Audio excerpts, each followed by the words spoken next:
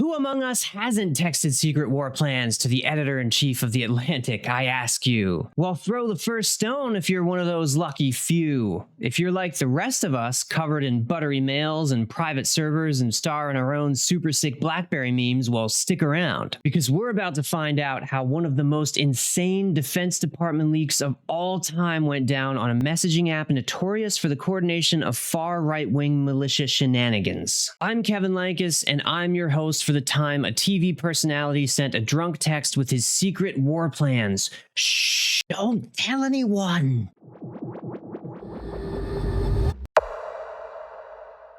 At 11:44 a.m. on March 15th, former alcoholic Fox News host and current alcoholic Secretary of Defense Pete Hegseth texted secret war plans to Jeffrey Goldberg, the editor-in-chief of The Atlantic. Goldberg found himself invited to a group chat several days earlier by Michael Waltz, National Security Advisor to God Emperor Trump. The name of the chat was Houthi PC Small Group. Now, the Houthis are an Islamic fundamentalist network in Yemen that came from a revivalist movement of a small sect of Shia Muslims. They make up one side of a Saudi Arabia and Iranian proxy war inside of Yemen. Since the Israel-Hamas war fired up again, the Houthis have been adding chaos into the mix by attacking ships in the Red Sea and launching missiles into Israel. In January of last year, the Biden administration conducted a series of operations against them, and similarly in September of last year when they popped up doing aggravating shit yet again. But it is extremely difficult to simply put a stop to ideological radicals in the Middle East, or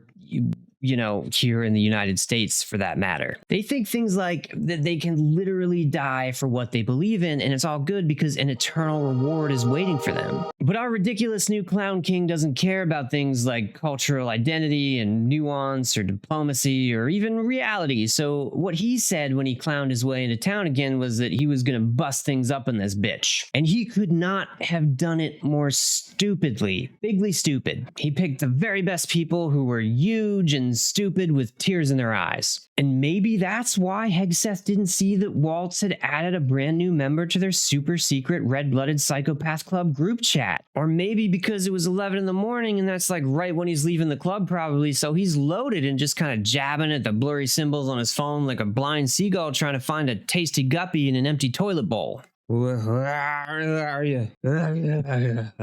Right after Goldberg was added in, he gets a couple of messages and slowly realizes that this could be the real deal, because one of the messages reads, "Team establishing principles group for coordination on Houthis, particularly for over the next 72 hours. My deputy Alex Wong is pulling together a tiger team at deputies/agency chief of staff level, following up from the meeting in the sit room this morning for action items, and we'll be sending that out later this evening." And Goldberg reports really struggling with this. It took a lot of time for him to accept the possibility that it was actually happening because of how stupid it was, and he had a lot of heart-to-hearts with colleagues to run through the other plausible scenarios. Because there are a lot of groups out there right now who want to target journalists, and discrediting the press by entrapping them in embarrassing situations is a real danger these days. But then, to make matters more interesting, a genuine debate springs up inside the chat, with the account user named JD Vance offering his willingness to, quote, support the consensus, but also that he disagrees with the president on this and believes the operation to be a mistake due to public perception and the economic risks involved. Then Hegseth chimes in to ironically state that waiting is a bad idea because the conversation could leak and the team could be seen as indecisive. Then the next day is when Goldberg became truly alarmed at the enormity of the situation, because it became clear without a shadow of a doubt that this was all real when Hegseth sent a message that began with the words "team update." And this is where Goldberg refuses to quote exactly what information was communicated, because he said it involved real details of the bombing operation, the munitions used, and even the time frame. I guess nobody bothered responding to this at all for some reason, except for JD Vance, who said he'd say a prayer. I'm assuming from his couch, probably sounding something a bit like, "Oh, God." Goldberg then witnesses a couple of congratulatory texts about the operation, and after that he exits the group. Then he emails Hegseth and some of the others directly to ask if this really happened or was just some kind of fever dream. Brian Hughes, spokesman for the National Security Council, responded to Goldberg's emails confirming the group was legitimate. He also wrote, quote, "The thread is a demonstration of the deeply thoughtful policy coordination between senior officials." Right. It's just so deeply, deeply thoughtful. Lots of thinking. The kind of really incredible thinking that has senior officials invite a leading journalist, often critical of the administration, to a group chat on an unsecured channel monitored by America's enemies to plan a bombing operation in the Middle East. When asked in a White House press conference, Trump didn't seem to know anything about this and claimed as much. So the possibilities are they either did this without his knowledge, or he's lying, or he forgot. Either way, it looks very bad for him. And his only mechanism for protecting his enormous narcissistic ego is denial. He just denies knowledge of anything he thinks makes him look bad, which,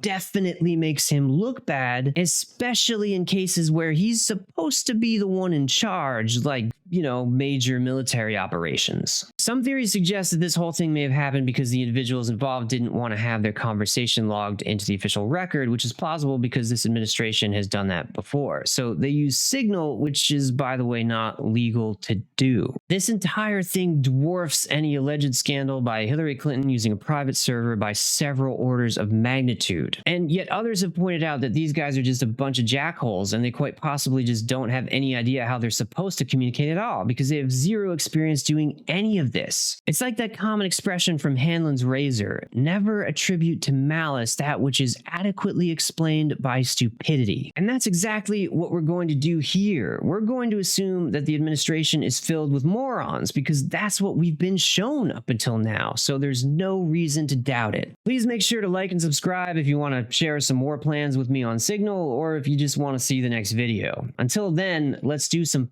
good together wherever we personally can out in the world.